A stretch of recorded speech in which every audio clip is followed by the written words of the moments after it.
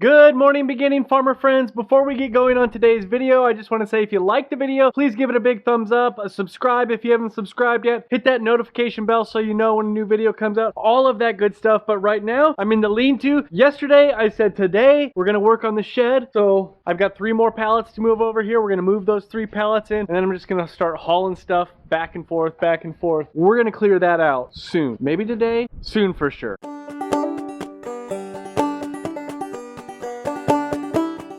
All the pallets are moved. My gate here, the hinge broke yesterday. I don't know what happened. So I'm gonna take it off and then I'm just gonna start carrying stuff in by hand. I can put stuff all the way back against this back gate here because there's a door that shuts, so I don't have to worry about any weather coming in. Yeah, this is good progress.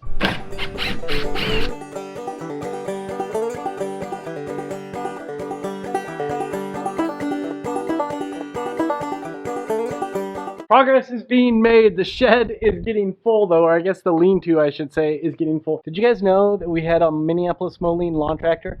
Once we get a shed built over here, or a shop built I guess I should say, maybe that thing gets restored. I don't know. That's up to my son. That's kind of his project. He restored a John Deere 110 last year. It's over here under the cover. When he gets home, I'll have him move that and we'll put that away in the shed. Right now though, I need to focus on this. This is the blacksmith shop. So there's a lot of iron back here that I need to get sorted and organized and figure out where we can put it on the other side. And then we'll have to take out the anvil and the stump and the forge and put those in the shed. So this one's gonna be a little more sorting.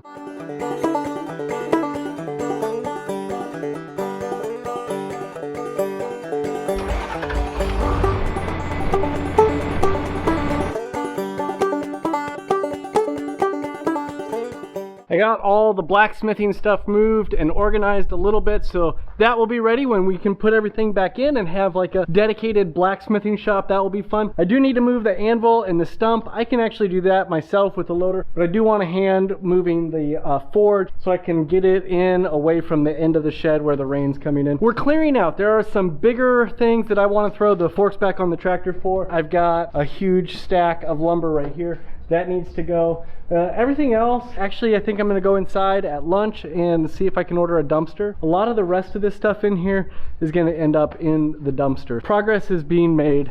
I say that a lot, but man, I feel it too. I'm gonna go water some cows, I'm gonna go water some pigs, and then I think it's about lunchtime. I just got back from lunch, and by back from lunch I mean like came from the house. I've got an idea. It is not one of my strong suits. I'm gonna give it a try though.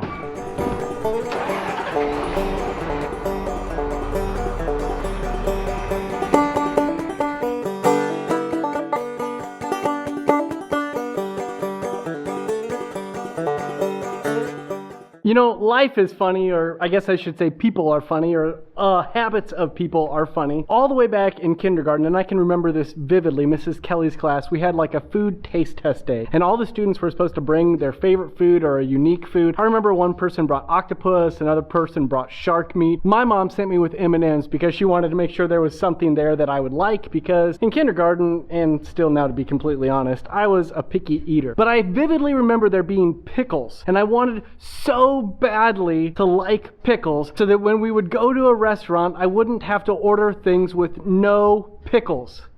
And so I tried pickles that kindergarten day and I didn't like pickles, and I still don't like pickles. And my son, one of my sons, absolutely loves pickles, and he makes pickles from our garden and everybody tells me they're amazing, but I cannot get myself to like pickles. It's the same way with heights. I cannot get myself to be okay with heights. Like, I want to be okay with heights so badly, but when I get up there, I get shaky and out of breath, and I put those boards up. These down here were a little too short and a little too heavy, so I'm just gonna have to take those to the shed on the other side. But that's good. That's one thing out of the way. Yes, let's get this done. I forgot, I mentioned the dumpster, but I actually did do what I say I was going to do, and at lunch, I ordered a dumpster. It should be here in the next day or two, so now we're making progress.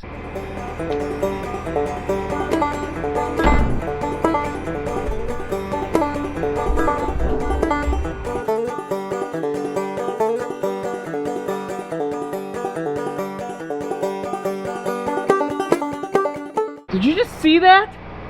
That was genius. I got that big one up. These two small ones I'm not gonna worry about. I'll just set them on the other side. I've got lumber all over the place. I'll come up with a reason to use them, and then I'll just pretend that they didn't exist. This does make me want to get a new ladder. Let's put that on the list, along with air compressor, non-wooden ladder. I've got the grinder mixer pulled out because I'm gonna grind some feed right now real quick. That means that this shed is wide open.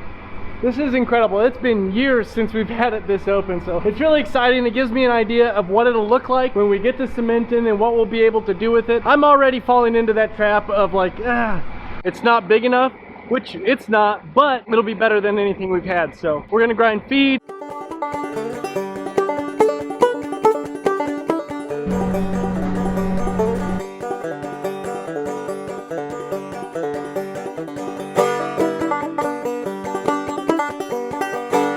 Hey, do you got any like oak, like board, lumber? On my grinder mixer, there's a couple, like a double chain. It's got like a chain tensioner that's a piece of wood, and it's ground away because the chain jumped off. So I need a piece of wood to fashion into that. 4 inches by 2 inches by 2 inches. I think that the key got loose in there and the top gear started sliding out, and then one set of links jumps off and then the other set jumps off. I guess I'm not sure why it would be sliding off.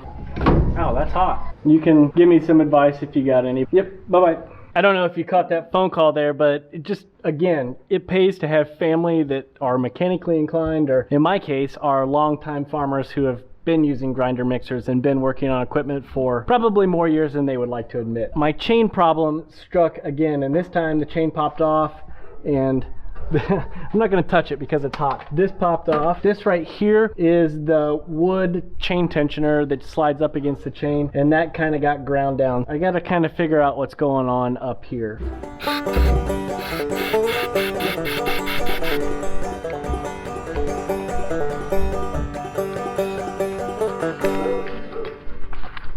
All right, here's what I've discovered. This came off. That is a bad thing. I did find on this, there is a set screw that goes down to the key. There's a keyway on the bottom of this shaft. This is the key. I don't know if you can tell, but it is sheared off. Half of it is stuck on there. I'll have to get a hammer, screwdriver, and pound that out. You're gonna have that on equipment of this age, but you're also gonna have it on newer equipment. This was a really well maintained, not expensive grinder mixer. This is an OMC Owatonna OMC 450 grinder mixer. And like I say, it's been great for me, but I haven't been able to find a place where I can get parts for it yet. So if you've got any ideas, let me know. Also, it is loaded now and I can't unload it until I get it fixed. So I better get on getting it fixed. I think the best thing I can do with the YouTube channel is just be completely honest about my journey as a beginning farmer. And to be completely honest, this was like an encouraging, discouraging day for me. On one hand, it's encouraging to have all this stuff in here, and I like the way that the gravel is right now. On the discouraging side, there is so much stuff in here, and I'm thinking about how I'm gonna go put it all back in on that side and organize it. That is a little overwhelming for me. And then the grinder mixer breakdown, and it's not a major breakdown. It is literally just wear and tear and a normal thing that happens in the course of the life of a piece of equipment. But my skill set just seems so small. There are times when I feel like I just don't know what to do.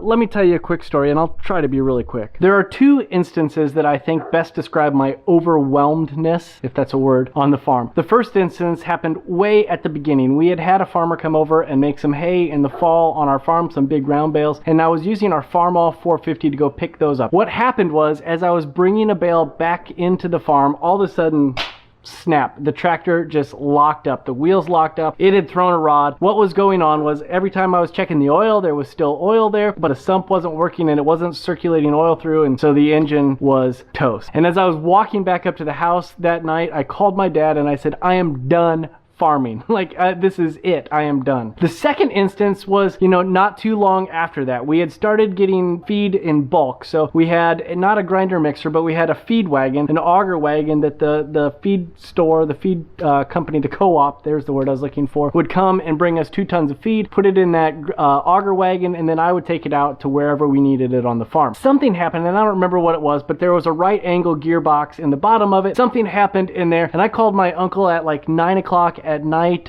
in the middle of the week, and I said, I am at my wit's end.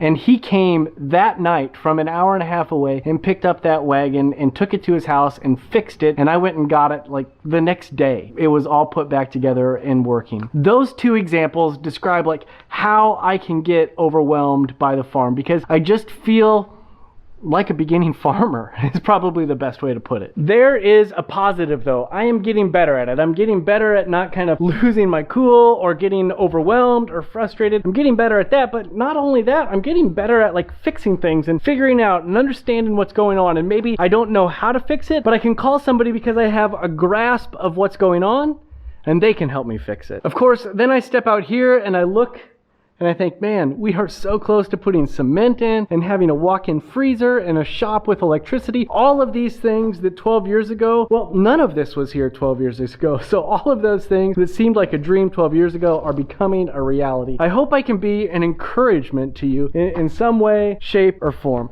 Thank you guys so much for watching. Thumbs up, like, subscribe, all of that good stuff. Have a great day. I'm gonna head into the house and see what the family's doing.